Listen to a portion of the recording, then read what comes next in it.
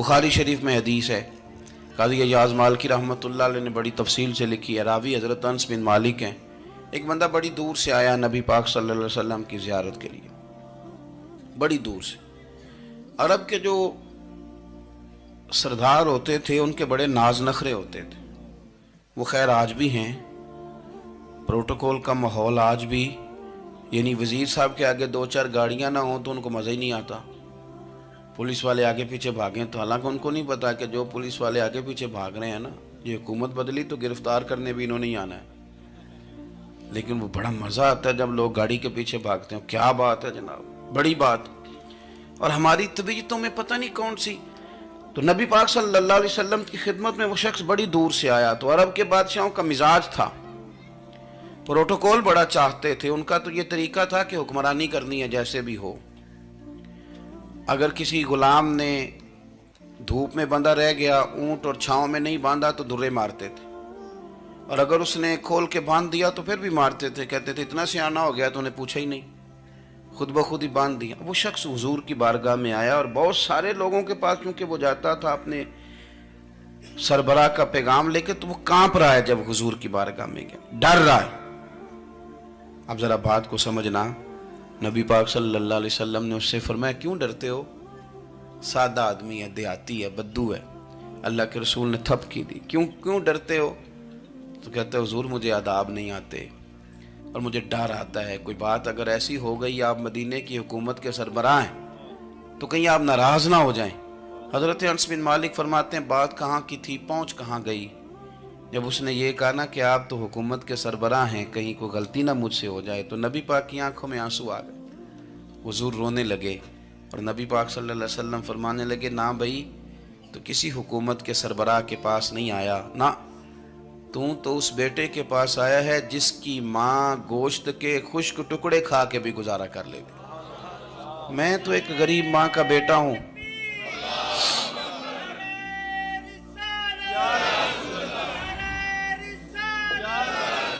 بھائی اگر آپ کا یہ ذوق بن جائے، دیکھو نا آج تو لوگ بھول جاتے ہیں نا، کپڑے بدل لیتے ہیں تو وہ سمجھتے ہیں کہ شاید سارا کچھ ہی بدل گیا، یعنی گاؤں سے آ کر پڑھنے والے بھول ہی گئے ہیں کہ کس کی ماں نے کتنا زیور بیچا تھا۔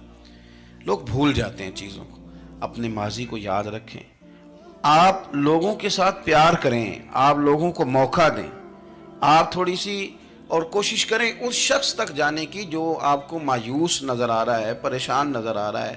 یہ ہمیں میلاد والے محبوب صلی اللہ علیہ وسلم نے درس دی۔ ایک اور پہلو، حضور سید عالم صلی اللہ علیہ وسلم نے، ہمارے ہاں نا ابھی بھی برادری کی تقسیم ہے، ابھی بھی، اور کچھ میں نے ایسے کمزور لوگ بھی دیکھے، یہ اس طرح کی حرکتیں ہارے ہوئے لوگ کرتے ہیں، ہارے ہوئے لوگ جو اپنے آپ کو سمجھتے ہیں کہ میں کوئی بڑا آدمی ہوں۔ بڑا آدمی تو اپنے اخلاق سے ہوتا ہے، اپنے کردار سے ہوتا ہے، اپنی سخاوت سے ہوتا ہے، لوگوں سے پیار کرنے سے ہوتا ہے۔ باقی یہ کہ بیٹھ کے کہانی سنانا کہ میں بڑا کچھ کرتا ہوں، تو جو کچھ کرتا ہوتا ہے اسے سنانے کی کوئی ضرورت ہے؟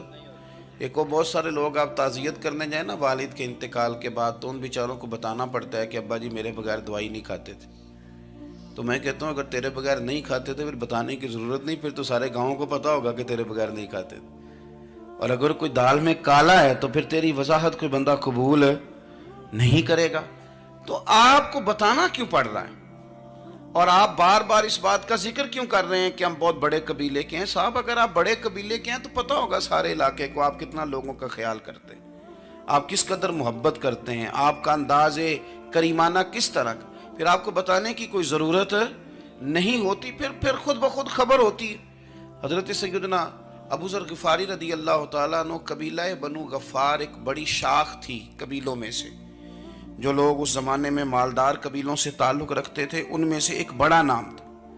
ساری زندگی چودراہٹ کی، لیکن میلاد ایک انقلاب کا نام ہے۔ میں میلاد منانے والے دوستوں سے گزارش کرتا ہوں کہ آپ ہر سال میلاد منائیں، اور ہر سال میلاد کے بعد آپ تھوڑے بدل بھی جائیں، یعنی تھوڑے سے بدل جائیں۔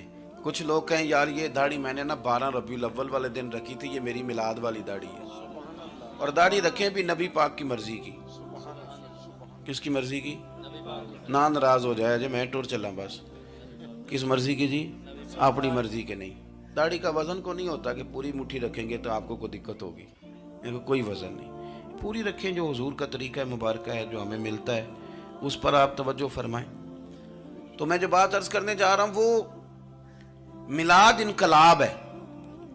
हुजूर सैयद आलम सल्लल्लाहु अलैहि वसल्लम की बारगाह में आने से पहले लोग कुछ और होते थे और यहाँ से होके जाते थे तो फिर उनमें तब्दीली आती थी। मैं सारा दिन करामतें सुनाऊँ ना किसी को अपने पीर साहब की और अपने घर में भी कि मेरे हजरत बड़े, मेरे उस्ताद बड़े, लेकिन बीवी के साथ अगर मैं तुर्श लहजे में बात करूँगा तो वो कहेगी ऐ सिखाते ने तेनों पीर साहब। दोस्त कहेंगे ये सिखाते हैं आप। तो आपकी कहानियाँ नहीं चलती, आपका किरदार चलता है। हज़रत अबू ज़र ग़िफ़ारी रज़ी अल्लाह तआला अन्हु फरमाते हैं, चूँकि मैं चौधरी था, सैयदना बिलाल हबशी रज़ी अल्लाह तआला अन्हु के पास में बैठा था। किसी बात में बात आगे बढ़ी और बढ़ते बढ़ते बात शकरंजी तक चली गई। राय के इख्तलाफ ने बातों में तलखी पैदा कर दी और जब थोड़े लफ्ज़ और तेज़ हुए तो मैंने उन्हें कह दिया, चुप कर, तू तो अबशन का बेटा है। किसके बेटे थे हज़रत बिलाल?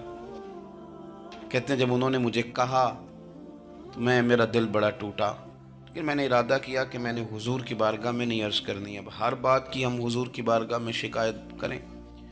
लेकिन मैं जाके मस्जिद में बैठा और जब सरकार आए ना, इरादा नहीं था कि अर्ज़ करूँगा, लेकिन हुजूर का चेहरा देखा तो दुख मेरा खुद ही ताज़ा हो गया। रोने का भी तो तब ही मज़ा आता है ना कोई अपना मिले तो। फरमाते हैं कि मेरे आंसू ना बग़ैर इख्तियार के छलक पड़े और मैं खुल के रोए, खुल के। कुर्बान जाऊँ महबूब के भी हुजूर ने पास नहीं बुलाया, बल्कि नबी पाक उठ के खुद मेरे पास आए और मुझे कंधों से पकड़ के सीने से लगाया। और जब मैं खुल के रो लिया तो हुजूर मेरे आंसू पूछने लगे।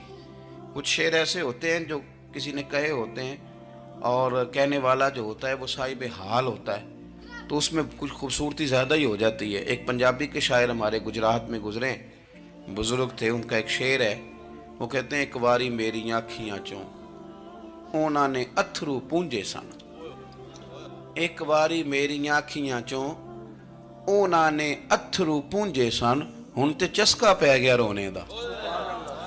एक बारी मेरी आँखियाँ चों उन्होंने अथरू पूंजे सन, हुण ते चस्का पै गया रोने दा, ते हर वेले आहो जारी दा। तो मैं रोज रोने लगा हूँ, मज़ा ही बड़ा आया है जब से महबूब ने चुप कराना शुरू किया मेरे अजीज। और फिर हजरत बिलाल हबशी रज़ी अल्लाह तआला अन्हु चूँकि हुजूर के गुलाम थे और उन्हें पता था कि सरकार मेरी नाज बर्दारी करते हैं, हुजूर ने चुप कराया। फरमाया क्यों रोते हो? तो अर्ज़ करने लगे, या रसूल अल्लाह सल्लल्लाहु अलैहि वसल्लम, अगर मैं अबशन का बेटा हूँ तो मेरी तो गलती कोई नहीं ना, ये तो तकसीम अल्लाह की है ना।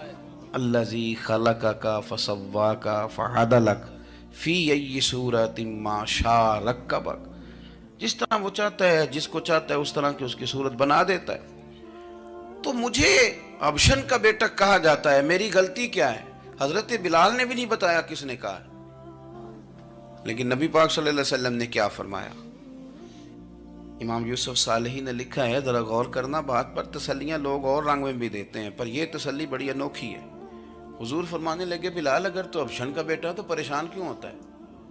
काले रंग वाली माँ का बेटा है तो परेशान क्यों होता है अगर तेरी वालदा का रंग काला है तो?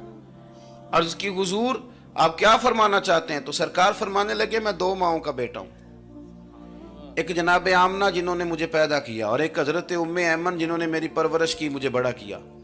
हुजूर फरमाने लगे, मेरी माँ आमना का रंग गोरा था और मेरी माँ उम्मे ऐमन का रंग काला है। तो फरमाया अगर तुझे किसी ने काले रंग वाली माँ का बेटा कहा तो उसे कह देना मदीने वाली महबूब के भी तो एक वालदा का रंग काला है, तो कह देना। हजरत बिलाल कहते हैं कि वो इस तरह की तसल्ली थी, तिफल तसल्लियाँ नहीं जिस तरह की हमें दी जाती, वो इस तरह की खूबसूरत तसल्ली थी कि उसके बाद मेरा दिल ऐसा ठंडा हुआ, फिर किसी का ताना ताना नहीं रहा, फिर किसी की तकलीफ नहीं रही। रसूल पाक सल्लल्लाहु ताला अलैहि वसल्लम ने ये जो आज तकसीम है हमारे यहाँ ऊंच नीच की, छोटे बड़े की, ज़ात बरादरी की, हुजूर फरमाते मैंने पाँव के नीचे रख के कुचल दी, अब इसका कोई स्टेटस नहीं रहा, अब ये कोई मामला नहीं। फिर मेरे भाई एक मामला हमारे अंदर जो और बड़ी शिद्दत के साथ आया है और जिसने बड़ा ज़ोर पकड़ा है वो ये है कि हम ना पढ़े लिखे लोगों से माजरत के साथ, पढ़े लिखे लोगों का भी एक मसला है, वो दूसरों को जाहिल कहना ज़रूरी समझते हैं, इल्ला माशाअल्लाह।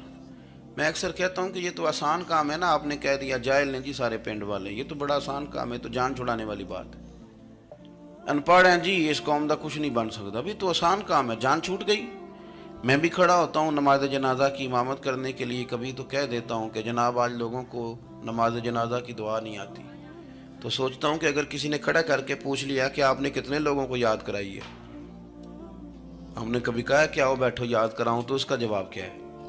تنقید کرنا آسان کام ہے اور تعمیر کرنا یہ مشکل مرحلہ ہے۔ عزیز دوست، ہمارے ہاں نا ان پڑھ بندے کے ساتھ اور اس بندے کے ساتھ جس کی سوچیں محدود ہیں، ہمارا رویہ اتنا تلخ ہوتا ہے۔